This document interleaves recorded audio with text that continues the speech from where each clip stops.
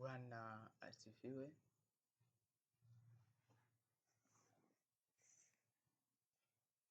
Bwana Yesu asifiwe. Hivi sasa ni saa 5:52. Ni kipindi chetu pendwa kabisa cha neno la Mungu. Katika kipindi hiki tunajifunza kuhusu neno la Mungu, neno la uzima. Katika siku ya leo tukajifunze somo linasema kustawi pamoja na Bwana. Nini maana ya neno kustawi? Unapoongea maana ya neno kustawi, unamaanisha kukua, kuchanua, kunawiri. Mmea unapostawi, maana yake unakuwa, unachanua. Na unachanua kwa sababu gani?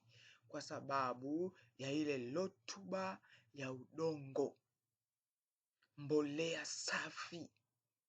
Kwa hiyo mmea unapochota ile mbolea chini, unapochota zile nutrient chini ya ardhi, unazidi kustawi.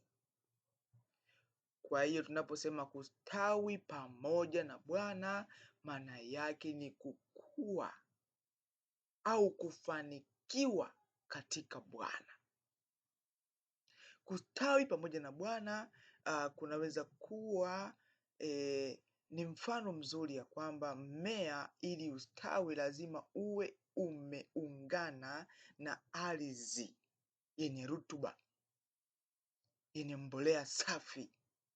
Kwa hiyo inakuwa inachota nutrient, inachota vitu kutoka kwenye ardhi na vinafanya uzidi kustawi.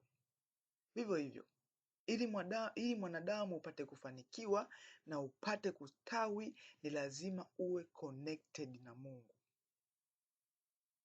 Uwe connected na Mungu ili uweze kuchota vitu kutoka kwa Mungu na uweze kuviapply kwenye maisha ya kawaida. Hapo ndipo utakapostawi. Lazima uwe pamoja na Mungu, ndipo utakapostawi na kufanikiwa kabisa. Tunapojifunza habari za Yusufu. Yusufu alipoenda katika nchi ya Misri, alikuwa peke yake. Lakini maandiko yanasema Bwana akawa pamoja na Yusufu, naye akastawi. Kwa hiyo Yusufu alistawi kwa sababu Bwana alikuwa pamoja naye. Na pia Yusufu alikuwa pamoja na Bwana. Kwa hiyo ili ustawi lazima uwe be connected na Mungu. Uwe pamoja na Mungu. Maana kwa Mungu kuna kila kitu. Kwa hiyo Yusufu alikuwa anachota maarifa kutoka kwa Mungu. Anapokea maarifa kutoka kwa Mungu, anapokea uwezo kutoka kwa Mungu, anapokea mafunuo ya ndoto kutoka kwa Mungu, na kisha anayaonyesha katika hadhara na anazidi kustawi na kuaminiwa kabisa.